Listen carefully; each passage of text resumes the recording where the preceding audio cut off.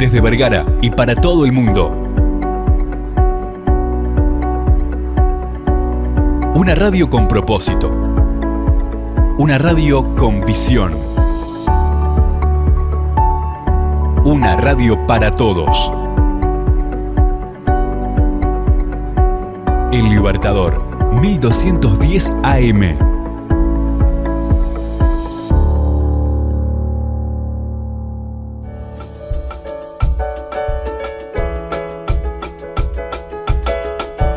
Cada libro es una puerta a un universo real o imaginario. Cada autor un creador, un artífice, un mago. Libros, autores, lugares e historias los descubrirás en Para Viajar Lejos.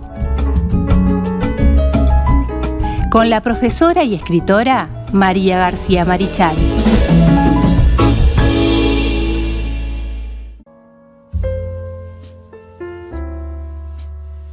Continuamos con Punto de Partida aquí por la 1210 AM Radio El Libertador. Hoy un nuevo capítulo de Para Viajar Lejos. Antes, si querés comunicarte con nosotros, 091 99 1210, no solamente para la columna de literatura, sino para todos los programas de Radio El Libertador que salen al aire. Podés comunicarte a través del 091 99 1210 más 598 si estás fuera del país, a través de Telegram y también, por supuesto, mensaje de texto y lo que es WhatsApp. También podés escucharnos a través del www.ellibertador.com.uy y también las redes sociales para comunicarte. Facebook, Twitter, Instagram y YouTube, donde colgamos los contenidos. Me dicen por qué siempre estoy repitiendo todo para que se le quede grabado. Entonces cuando ustedes van a abrir YouTube, se van a acordar. Vamos a buscar punto de partida. Es así, estamos haciendo como un lavado cerebro, ¿viste? Entonces la gente va a abrir, ya dice, no voy a abrir YouTube, voy a abrir El Libertador Vergara. Muy bien, me encanta. ¿Cómo estás, María? Muy bien, feliz de estar acá contigo y con la audiencia. Muy buenos días para todos. Un gusto tenerte con nosotros. Bueno, un capítulo más. Estamos a una semana de la Feria del Libro. Del día del libro. Nacional de la Feria del Libro. Un día tenemos que hablar sobre el Día del Libro y tenemos que hablar también sobre alguna, por ejemplo, la Feria del Libro de Buenos Aires, que es una feria impresionante. Impresionante. Yo estaba leyendo sobre eso, te necesitas días para recorrer la Feria del Libro. No podés ir solamente una tarde, no, por favor, no. Tenés que ir, quedarte unos días y recorrerla de a segmentos. Sí. Aparte de las distintas presentaciones. Claro, distintas presentaciones de libros. Hermoso. Acá tenemos la nuestra, pero es más compactada. Claro, es que nosotros constituimos un país más pequeño, por supuesto que sí. Igual digo que se deberían hacer más actividades con respecto a... Sí, yo estoy fomentando eso y estimulo a la gente a que se reúna a leer, así sea en la casa de alguien. Claro. Pero si hay un centro cultural, si hay una biblioteca, los grupos de lectura, los grupos de escritura, hace al enriquecimiento, al intercambio de ideas. Eso hay que estimularlo mucho. Yo me acuerdo de las viejas bibliotecas. Yo tenía una allá en Punta de Rieles donde moría el coptrol, el trole, aquel divino, divino viejo. Ahí mismo estaba la biblioteca de Punta de Rieles y me pasaba las tardes ahí. Nos íbamos con la cédula, dejamos la cédula en el mostrador y nos íbamos a la biblioteca. Vos sabés una cosa, Carlos, que hace 2 noches tuve una reunión con la directora del Liceo Nocturno del Liceo número 2 de Las Piedras, la directora del turno nocturno, y 2 profesores más de idioma español y literatura. Y hablábamos de lo que es el ambiente de la biblioteca. Uh-huh. Que el ambiente de la biblioteca hay que recuperarlo, porque el ambiente de la biblioteca es un ambiente muy, muy especial. Sí, es totalmente distinto que leer en un celular. Es hermoso. Es un ambiente, por ejemplo, en mi caso particular, en la época en la que yo estudié, lógicamente las fotocopias eran prácticamente imposibles. Era imposible acceder a ellas por el costo que tenían. Sí. Entonces sacábamos apuntes. Pero el ambiente de la biblioteca, aquel silencio, el hecho de que la bibliotecaria estuviera haciendo callar a las personas, hacía de ese lugar un lugar único para leer. Yo lo recomiendo. Sí, totalmente. Yo me acuerdo en la época de 4º año cuando empezó filosofía, los libros que encontré de filosofía en la biblioteca, por Dios. Yo cuando estudié para ser el profesorado de geografía nunca me voy a olvidar que había un libro de oceanografía. Estamos hablando de los antecesores de Jacques Cousteau, así que imagínate. Camille Vallot se llamaba. Era un estudioso de la oceanografía y había andado en submarino, etcétera, etcétera. Algo así como un Picard moderno para aquella época, digamos, ¿no? Y recuerdo que el libro era enorme y que yo lo leí todo, porque era fascinante. Era como leer 20.000 leguas de viaje submarino, pero de verdad. En serio. Entonces, recuerdo que estuve meses leyendo ese libro para divertirme. Es decir, vos te pones a imaginar eso y decir, bueno, esta mujer no está muy bien de la cabeza, que digamos. Pero eso es que era encontrar esas joyas que de pronto vos ni te imaginas. Libros viejos, mi hermano José Luis, por ejemplo, me regalaba libros viejos de astronomía, de geografía, cosas hermosas. Bueno, yo ahí en la biblioteca del liceo, me acuerdo, conocí la Divina Comedia. Claro. Impresionante. Claro. Estaba ahí en la biblioteca. Claro, porque vos lo vas a leer y decís, los libros que hay allí que yo ni siquiera me imaginaba que podían existir. Entonces, ir a una biblioteca, revisar, hacer ese silencio, elegir, sentarse a leer, es algo impagable. Recomendable, ya que estamos próximos al día del libro, que es el 26 de mayo. Por supuesto. Y es más, he invitado a alguien de la Biblioteca Nacional, que todavía no he tenido respuesta, pero me interesa muchísimo hablar con alguien de la Biblioteca Nacional para traerlo acá a la columna. Así que bueno, si alguien está escuchando o le llega, díganle, comunicate. Comuníquense, por favor. Ya lo podemos contar. El libro. Tenemos que continuar con los libros. Bueno, nos vamos para Argentina, ¿viste? Sí, nos vamos. Cruzamos el charco. Vamos a cruzar el charco. Hoy vamos a hablar de una poeta exquisita, una grande de las letras argentinas, una mujer muy especial de la que vamos a hablar de su vida, porque su vida tuvo mucho que ver con su poesía. Estoy hablando de Alejandra Pizarnik. Fue muy amiga de Julio Cortázar. Allá en Europa se hicieron muy amigos. Poeta y traductora, porque como ella era bilingüe, el castellano y el francés, hizo traducciones de escritores franceses, de unos cuantos. Se llamaba Flora Alejandra Pizarnik. Nació el 29 de abril de 1936 en Avellaneda, en Buenos Aires, República Argentina. Falleció el 25 de septiembre de 1972 cuando tenía 36 años. Se suicidó por medio de una sobredosis de un medicamento que ella tomaba. Ya había dicho varias veces que lo iba a hacer. Nació en una familia de inmigrantes ucranianos judíos. Eso la marcó. Eso marcó a Alejandra. El hecho de su extranjería fue algo que incluso estuvo presente en su poesía durante mucho tiempo. Después estudió filosofía, hizo por supuesto la escuela, el liceo, estudió filosofía y letras en la Universidad de Buenos Aires, también incursionó en la pintura y era una pintora bastante buena, con Juan Valle Planas, que era pariente de nuestros Valles, de los Valles uruguayos. Entre 1960 y 1964 vivió en París y allí trabajó en la revista Cuadernos, donde publicó poemas y críticas en varios diarios, mientras estudiaba religión y literatura francesa en la Sorbonne. Vos fijate, ¿no?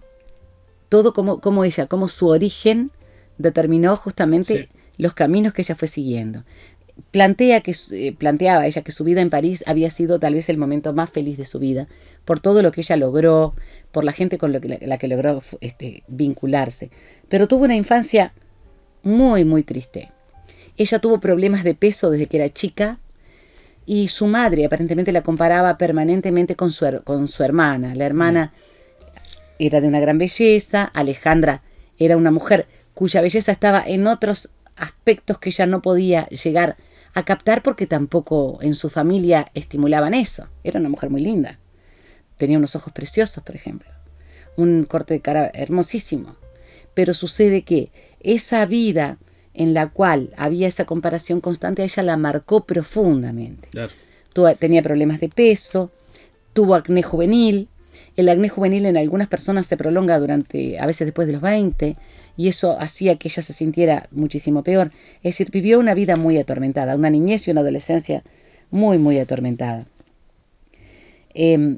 Por otra parte, le costaba muchísimo manejarse con el habla, porque era tartamuda. Su tartamudez seguramente no era un problema fisiológico, era un problema de su propia inseguridad. Entonces volcaba todo lo que sentía escribiendo. Y leía muchísimo. Y trataba de manifestarse mediante lo que escribía. Artículos periodísticos, cuentos, comentarios. Pero intentaba no hablar.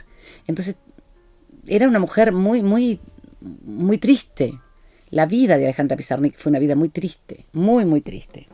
Y eso la marcó. Para colmo de males, además de todo esto que te estoy hablando, la comparación con la hermana bonita, su problema de acné, los problemas de peso, su tartamudez, además de eso, sufría de asma de una manera muy marcada.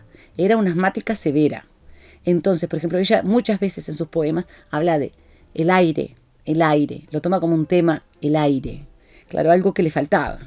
Cuando tenía sus crisis asmáticas, le faltaba el aire. Entonces, estamos hablando de una mujer que fue labrando, digamos, su camino con mucha amargura, con mucha tristeza. Le decían Bluma en la casa, Bluma la llamaban. E incluso ella escribe a sí misma, se percibe y se escribe muchas veces como Bluma, cuando escribe en tercera persona. Claro. Cuando estaba en París, ella cambió su vida, fue sumamente feliz, pero en esa etapa supo que la familia que vivía en Ucrania fue masacrada. En una guerra, date cuenta, Ucrania siempre ha sido un país sufrido, ¿no? Y eso constituyó un elemento más de amargura profunda para Alejandra Pizarnik. En la etapa de estudiante se sintió fascinada por los libros y la literatura. Allí fue cuando empezó a escribir. Leía muchísimo.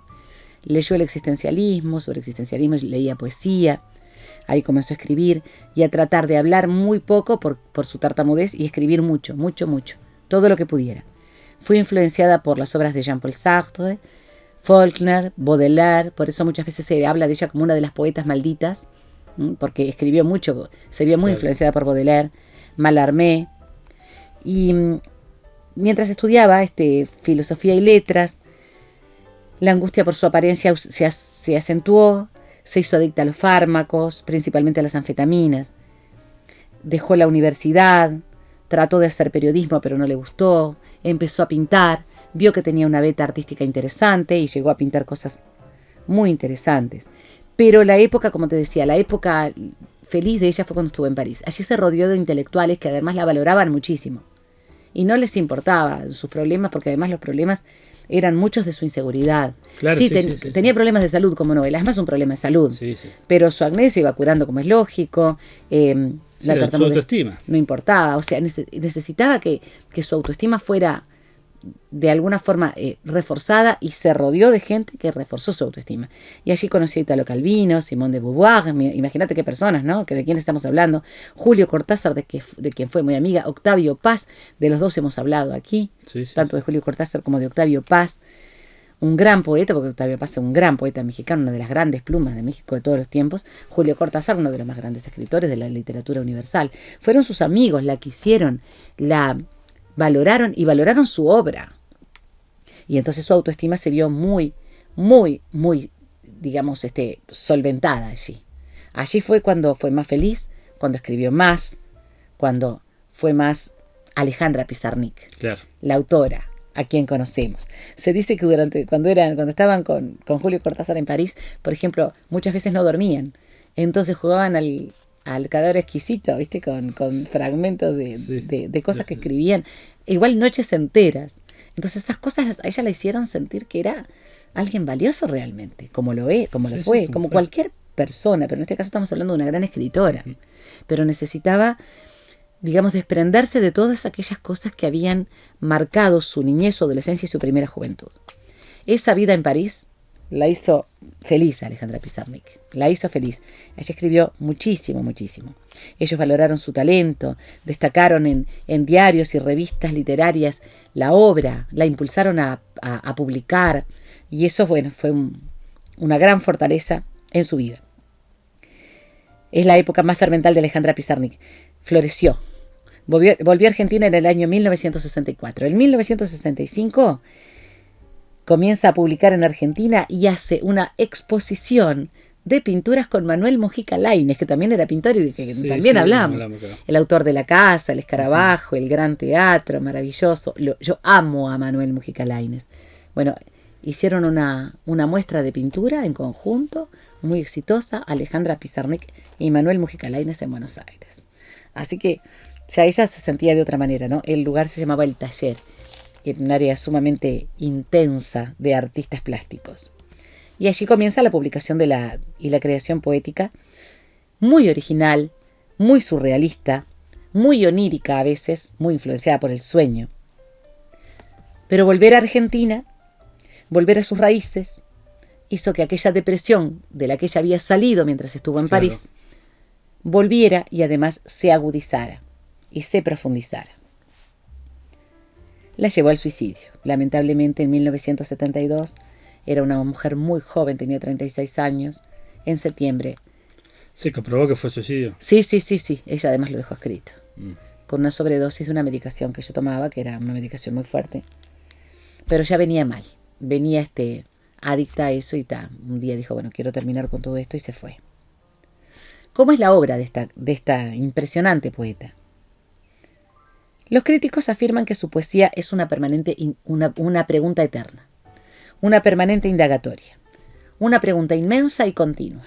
Ella siempre está preguntando, ella siempre está indagando, ella no sabe, ella no entiende, no comprende ni el mundo en que vive, ni su vida, ni la cruz que le tocó vivir, ni la existencia, ni si después hay o no hay algo, y si hay, qué es. Como es su pregunta, es permanentemente se está preguntando. Esa es la obra de Alejandra Pizarnik. Era la forma que tenía de expresarse porque ella no quería hablarlo. Entonces lo escribía. Su tartamudez le impedía comunicarse con otras personas. No daba charlas, por ejemplo. Entonces escribía y escribía y escribía. Ahí en ella y en esa obra se nota la inseguridad, la fractura emocional. Esa comparación permanente con la hermana, su extranjerismo, que se ve permanentemente en la obra también, su extranjerismo, la familia quebrada, porque la familia en Ucrania es masacrada en la guerra, el lugar que ella ocupó en la familia, el hecho de que solamente se haya sentido feliz entre quienes escribían, pero no podía encajar en otros lugares. Todo eso se observa en la poesía de Alejandra Pizarnik, y en sus prosas también, y en sus comentarios. Además de eso, tuvo otra característica, que fue su homosexualidad. Se la nombraba como una escritora no heterosexual. Entonces, ese marcar la homosexualidad como un gran pecado, y no como una característica, como algo sumamente malo, y no como una característica de su persona, la hizo mucho más, digamos, alejada del resto de los grupos. Y hay diarios de Alejandra que hoy están... son públicos y que se han publicado, por lo tanto la gente los puede leer, que durante mucho tiempo estuvieron censurados por las cosas que ella sentía. Es decir, hay mucho por lo que ella fue una mujer muy amarga, muy triste, muy quebrantada, muy fragmentada internamente. La tierra más ajena, un signo en tu sombra, Árbol de Diana, que a mí me encanta ese libro de poemas, Los trabajos y las noches, Extracción de la piedra de locura. La locura era otro tema en su poesía, otro tema recurrente, El infierno musical, entre otras. Y hay muchísimas publicaciones póstumas, porque había diarios, había comentarios, había reflexiones que se publicaron después de su fallecimiento. Yo quiero leerte 3 poemas que me encantan. Vamos a escucharlos. Días contra el ensueño. No querer blancos rodando en planta movible. No querer voces robando semillosas arqueadas aéreas. No querer vivir 1000 oxígenos, nimias cruzadas al cielo. No querer trasladar mi curva sin encerar la hoja actual. No querer vencer al imán, la alpargata se deshilacha. No querer tocar abstractos, llegar a mi último pelo marrón. No querer vencer con las blandas, los árboles sitúan las hojas. No querer traer sin caos portátiles vocablos. ¿Viste qué críptico, no? El oxígeno, vivir 1000 oxígenos. No querer vencer al imán, la alpargata se deshilacha. Todo lo onírico y lo real mezclado. Despedida. Mata su luz un fuego abandonado. Sube su canto un pájaro enamorado, tantas criaturas ávidas en mi silencio y esta pequeña lluvia que me acompaña. Madrugada. Desnudo soñando una noche solar. Ella ha sido días animales. El viento y la lluvia me borraron como a un fuego, como a un poema escrito en un muro. Cuánto dolor. Sí. Trasuntan estos versos, ¿no? Cuánto dolor. Digamos, el articulado entre lo onírico y lo real. la amargura, la falta de aire, el despertar, desnudo soñando una noche solar. Es muy, muy, muy críptica, muy, muy triste, pero es una poeta sumamente original. No a todos les gusta Alejandra Pizarnik. A mí me parece una gran escritora a la que, para entenderla, hay que saber justamente cómo fue su vida, el contexto de su vida. Para entender su poesía. Exactamente. Una grande argentina, hoy en día también muy leída por los jóvenes, principalmente por lo críptico y porque es interesantísimo buscar qué quiso decir, qué sentía. Siempre el contexto, el lugar, la vida, el tiempo, hacen que uno pueda entender a un escritor mucho mejor. Se aproxima el Día del Libro. Tenemos que leer. Totalmente. Bueno, hablando del Día del Libro y eso, tenés muchas actividades para estos Días del Libro y también con los cafés literarios. Sí. Justamente, tanto el Centro Cultural Carlitos en Las Piedras, el grupo de desayunos literarios, que es el grupo de los escritores, amigos del Carlitos, escritores, somos los desayunadores más los escritores que no pueden, porque por razones de trabajo no pueden acceder y porque ahora ya no hay cupos por espacio y tiempo. Estamos justamente buscando la forma de hacer del Día del Libro un día de lectura para todos, dentro y fuera, si el tiempo lo permite, dentro del lugar que es precioso y fuera. Pero también está trabajando para eso el Centro Cultural Miguel Ángel Pareja. Está trabajando el grupo de María Julia Lemes en 18 de mayo, que va a ser una actividad de Feria del Libro el 23. Además de eso, a fin de mes, en La Paz, Jani Tugores va a hacer toda una Feria del Libro con lecturas y micrófonos abiertos. Lo mismo, hay un espacio precioso en Las Piedras que se llama Cézanne, que tiene como, digamos, como director y como genio del lugar, porque es un lugar medio mágico, a Osvaldo Sierra, que también va a trabajar con micrófono abierto. O sea, va a haber grupos que van a tratar de que la gente vaya a leer de su trabajo, del trabajo de otros, pero micrófonos abiertos el Día del Libro y toda esa semana de ferias, para que podamos acercarnos a los libros y acercar lo que hemos escrito también. Por supuesto. Bueno, la información queda en pantalla y en los comentarios como siempre.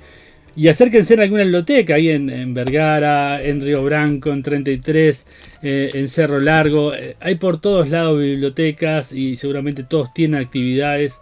Acérquense a conocer más y a indagar y a sacar esos libros que están escondidos por ahí. Sí, esto de los que hablábamos hoy. Sí. Armen ahí se pueden encontrar con cada sorpresa. Maravillosa. Armen grupos de lectura. Grupos de lectura. Busquen y escriban y lean mucho. Compartan. Feliz Día del Libro. Compartan. Compartan lo que escriban, ¿o no? Para mí es fundamental. Porque además de lo que hablábamos de Alejandra Pizarnik, por ejemplo, ahora, escribir es sanador. Y compartir lo que uno escribe, de pronto a otro le cayó fantásticamente. Mirá, está escribiendo algo que yo siento, que pienso, que reflexiono. Y no necesitamos ser buenos escritores para compartir nuestras cosas. Lo que escribimos lo podemos compartir, no importa. Es maravilloso poder compartir, y además crecemos cuando compartimos. Totalmente. Bueno, nos reencontramos la próxima semana con Para Viajar Lejos. Bueno, punto de partida todos los días, por supuesto, de 8 a 10 de la mañana. El saludo siempre para Victoria, que nos acompaña todas las mañanas con todas las noticias. Un beso, Victoria, enorme. Un abrazo grande para ti. Bueno, nos reencontramos la próxima semana. Por supuesto, y vamos a hablar de algún autor para niños. Vamos a hablar para los niños la próxima. Me gusta la propuesta. Va a estar muy lindo. Nos reencontramos.